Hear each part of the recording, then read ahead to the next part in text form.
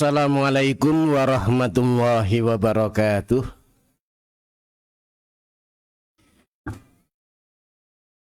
Alhamdulillah wa syukrulillah wa la hawla wa la quwwata illa billah. Ashhadu an la ilaha illallah wa la na'budu illa iyyah. Wa ashhadu anna Muhammad ibn Abdillah qad ballagha risalah wa addal amanah wa nasahal ummah. Salawatullahi wa salamuhu ala rasulillah wa ala alihi wa ashabihi wa mawalah wa manittaba'a hudah ila yaumil qiyamah. Allah subhanahu wa ta'ala berfirman, Ya ayyuhan nas ittaqu rabbakumul ladzi khalaqakum min nafsin wahidah wa khalaqa minha zawjaha wa batsa minhuma rijalan katsiran wa nisaa'a wattaqullaha alladzi tasaaluna bihi wal arham innallaha kana 'alaikum raqibah. Dan berfirman pula ditujukan kepada orang-orang yang beriman, yang menunjukkan pentingnya perintah Allah ini, yaitu perintah untuk selalu bertakwa kepadanya. Ya ayyuhalladzina amanu taqullah wal tanzur nafsum ma qaddamat lighad wattaqullah innallaha khabirum bima ta'malun. Demikian di antara dua ayat yang dibaca oleh Rasulullah sallallahu alaihi wasallam ketika beliau berkhutbah, ketika beliau memberikan tausiah, ketika beliau menasihati para sahabat, yaitu membaca ayat yang pertama dari surat An-Nisa dan ayat yang ke-18 dari surat Al-Hasyr sebagaimana disebutkan di dalam Sahih Muslim. Dan Imam An-Nawawi rahimahullah itu juga mengingatkannya di dalam kitab Riyadhus Shalihin. Bapak-bapak, ibu-ibu yang saya hormati, kaum muslimin dan muslimat yang mudah-mudahan Allah subhanahu wa ta'ala selalu memberikan rahmatnya kepada kita semua. Marilah tidak henti-hentinya kita bersyukur kepada Allah atas karunia yang begitu banyak telah diberikan kepada kita, nikmat-nikmat yang tidak terhingga, serta rizki yang melimpah ruah. Sampai saat ini kita masih diberi kesehatan, kita masih diberi kemampuan, dan kita masih diberi kesempatan untuk mengumpulkan bekal-bekal akhirat kita, yaitu dengan memperbanyak ibadah, memperbanyak ketaatan, dan memperbanyak amal kebaikan. Dan di antara amal ibadah yang agung dan mulia, yang memiliki banyak keutamaan dan keistimewaan, itu adalah tafaqquh fid din, memperdalami ilmu agama. Kita berdoa mudah-mudahan salawat serta salam selalu dilimpahkan kepada Nabi Muhammad sallallahu alaihi wasallam, keluarganya, sahabat-sahabatnya, serta para pengikutnya yang setia sampai akhir zaman. Mudah-mudahan kita termasuk orang-orang yang selalu berusaha setia di dalam mengikuti sunnah-sunnah Rasulullah sallallahu alaihi wasallam, sehingga kelak kita termasuk golongan orang-orang yang mendapatkan syafaatnya Rasulullah sallallahu alaihi wasallam di hari kiamat. Selanjutnya, sebagaimana yang sudah kita maklumi bersama, bahwasannya tujuan hidup kita di dunia ini tidak lain dan tidak bukan, tidak diingkari oleh semua orang, yaitu kita ingin mendapatkan kebahagiaan baik di dunia maupun di akhirat. Kita ingin mencapai kesenangan, kebahagiaan dan kegembiraan di dunia ini dan juga di akhirat. Dan satu-satunya sarana untuk mencapai dua kebahagiaan hidup di dunia dan di akhirat itu adalah hanya dengan ibadah. Jadi ibadah satu-satunya sarana untuk mencapai kebahagiaan hidup di dunia dan juga kebahagiaan hidup di akhirat. Oleh karena itu yang namanya ibadah menjadi tujuan kita diciptakan oleh Allah. Kata Allah di dalam Al-Quran surat Az-Zariyat ayat 56, Allah mengatakan, wa ma khalaqtul jinna wal insa illa liya'budun. Wa ma khalaqtul jinna, dan tidaklah aku menciptakan bangsa jin, wal insa dan juga bangsa manusia, illa liya'budun, kecuali agar mereka beribadah kepadaku. Oleh karena itu sekali lagi, kenapa kita umat manusia dan juga bangsa jin diciptakan? Itu adalah untuk beribadah kepada Allah. Supaya apa? Supaya bisa mencapai kebahagiaan hidup di dunia dan kebahagiaan hidup di akhirat, yang itu menjadi cita-cita kita semua, agar bisa hidup bahagia, agar bisa hidup senang, agar bisa bergembira di dunia ini dan juga di akhirat. Dan sesungguhnya yang namanya ibadah, ya, atau tahqiqul ubudiyah lillah, perwujudan ibadah kepada Allah, ya, itu tidak akan bisa benar kecuali dengan ilmu, ya, tentu saja ilmu agama. Ya, kita akan mengetahui ibadah yang benar kalau kita berusaha mengetahui syariat ini atau al-ulumus syar'iyyah, ilmu syar'i. Karena itu sesungguhnya yang namanya ilmu syar'i bisa mengantarkan kita mencapai tujuan dan cita-cita kita hidup di dunia ini, yaitu mencapai kebahagiaan hidup di dunia dan kebahagiaan hidup di akhirat. Bapak-bapak, ibu-ibu yang saya hormati, kaum muslimin dan muslimat yang dimuliakan Allah, maka seorang hamba akan bisa merealisasikan ibadah dengan benar, ya, dengan penuh kekhusyuan, dan akan bisa merasakan nikmatnya beribadah itu kalau dia memahami kandungan dari ibadah yang ia lakukan. Dia bisa mengetahui makna-makna yang dilafadzkannya ketika beribadah kepada Allah.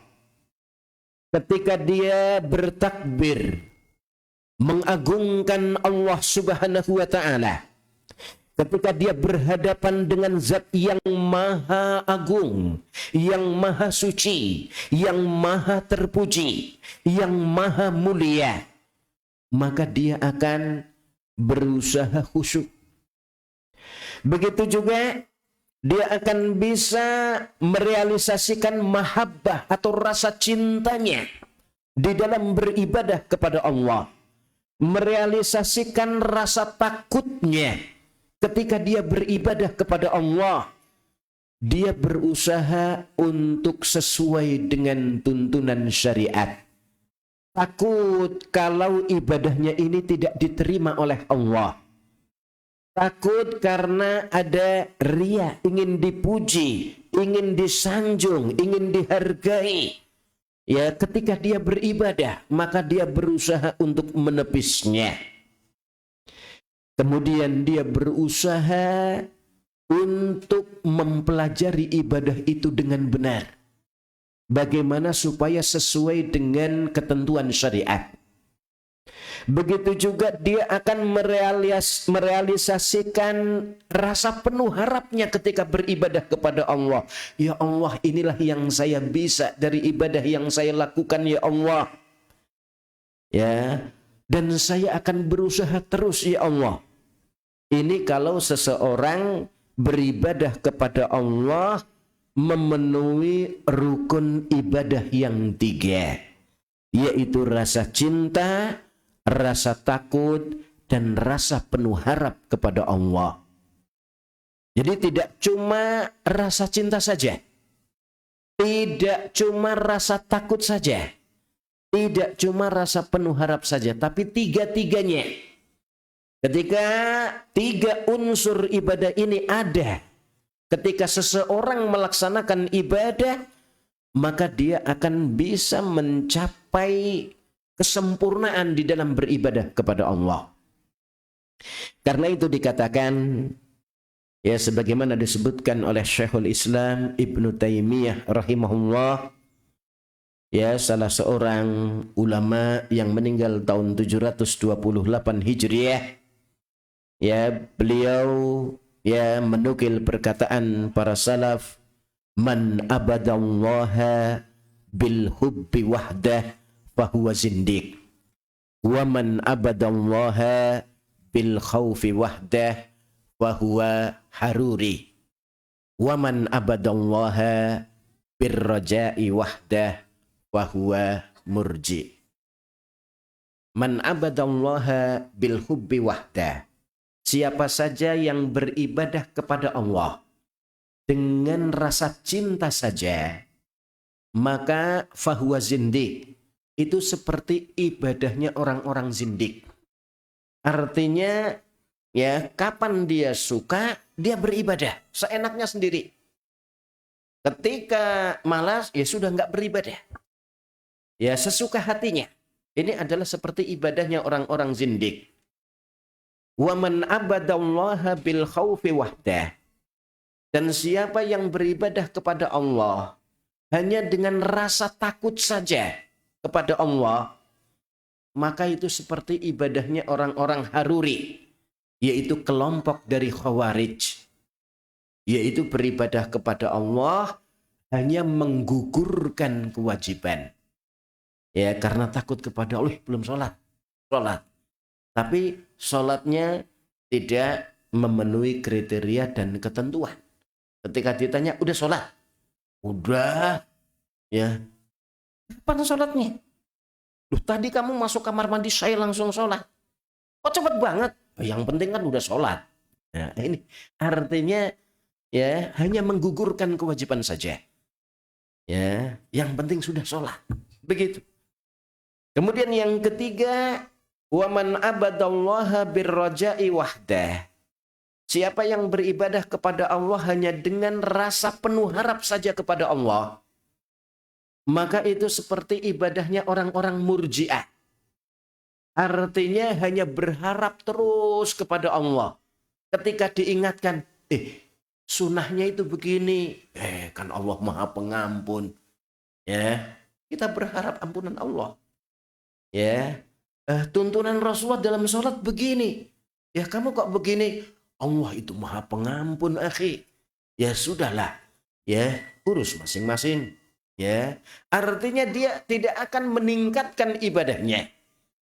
Tapi kalau tiga hal ini ada pada diri seseorang ketika dia beribadah kepada Allah, ketika dia sholat penuh dengan rasa cinta, ya Allah, ya Engkau adalah zat yang aku cintai. Dan sholat ini adalah Engkau sukai. Ya, maka saya akan berusaha memberikan ya sholat yang saya kerjakan ini semaksimal mungkin untuk Engkau ya Allah. Maka dia akan berusaha sebaik-baiknya melaksanakan sholat. Ya, kemudian penuh harap kepada Allah, mudah-mudahan Engkau terima ya Allah. Ya Allah, saya takut kalau tidak diterima karena ada riya, ya, ada ingin dipuji dan seterusnya. Ya, atau tidak sesuai dengan tuntunan Rasul-Mu ya Allah. Begitu. Oleh karena itu sekali lagi pentingnya seseorang untuk belajar ilmu syar'i, yaitu bisa mengantarkan seseorang mencapai apa yang dicita-citakan dalam hidupnya, yaitu kebahagiaan hidup di dunia dan juga kebahagiaan hidup di akhirat. Ya, ketika seseorang mempunyai ilmu syar'i, beribadah dengan ilmu syar'i, maka dia akan bisa mencapai cita-cita yang diinginkannya, yaitu ingin mendapatkan kebahagiaan hidup di dunia dan juga kebahagiaan hidup di akhirat. Kemudian di antara keutamaan ilmu syar'i, yang kedua, sebagaimana yang diingatkan oleh Allah Subhanahu wa ta'ala di dalam surat Al-Mujadalah ayat yang ke-11, ketika Allah berfirman, yarfa'illahu alladhina amanu minkum walladhina utul ilma darajat. Yarfa'illahu alladhina amanu minkum, Allah akan mengangkat derajat orang-orang yang beriman, walladzina utul ilma, dan juga orang-orang yang diberikan ilmu. Ya, minkum darajat. Ya, di antara kalian beberapa derajat. Maka ya, kata para ulama, orang-orang yang beriman dan berilmu diangkat derajatnya. Ya. Beberapa derajat artinya diangkat di dunia dan juga diangkat di akhirat. Diangkat derajatnya di dunia, dia akan dimuliakan. Dia akan menjadi rujukan dalam bertanya.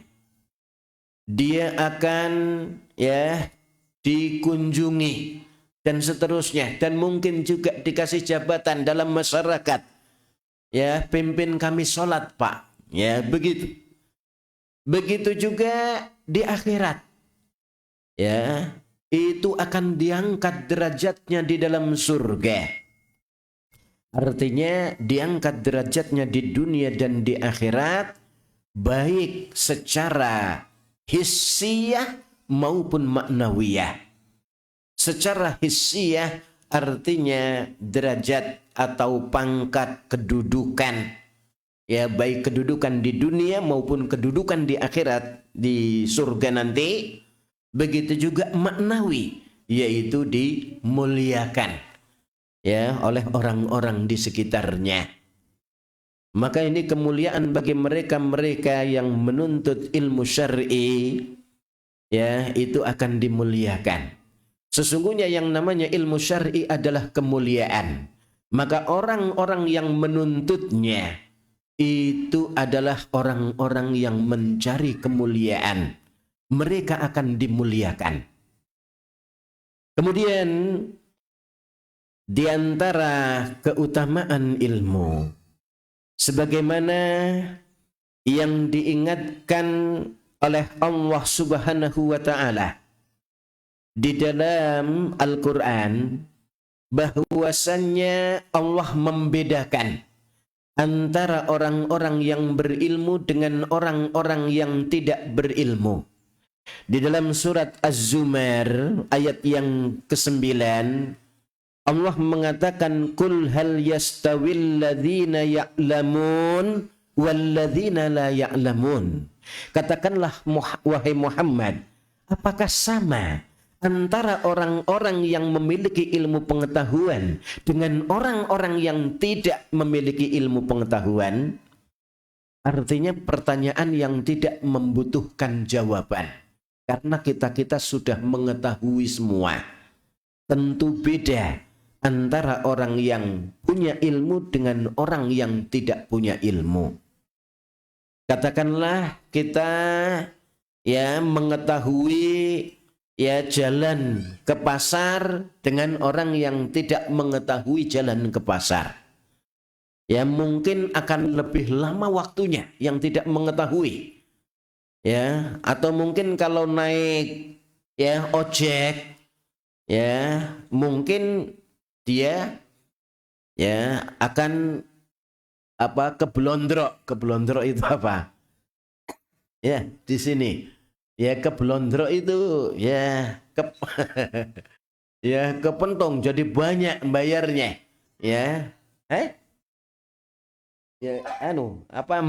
bayar ojek. Pak mau ke pasar Pak. Oh sekian bayarnya. Pak mau pasar situ aja biasanya berapa? Nah gitu akhirnya kalau dia tahu bisa nawar. Biasanya cuma segini kok Pak. Tambahilah Mas. Saya sudah biasa. Ya udah Mas. Artinya bisa untuk nawar, ngerem. Tapi orang yang tidak mengetahui jalan ke pasar, wah itu jauh ya Mas. Nggak apa-apa dah sekian Mas. Pak jauh. Akhirnya diputar-putar kemana-mana dulu, baru sampai ke pasar. Oh ya memang jauh ya Pak. Padahal sebenarnya ada jalan yang dekat. Tapi memang untuk ngabisin bensin itu supaya dia percaya kalau jauh. Nah, ini jadi tentu beda antara orang yang mengetahui dengan orang yang tidak mengetahui.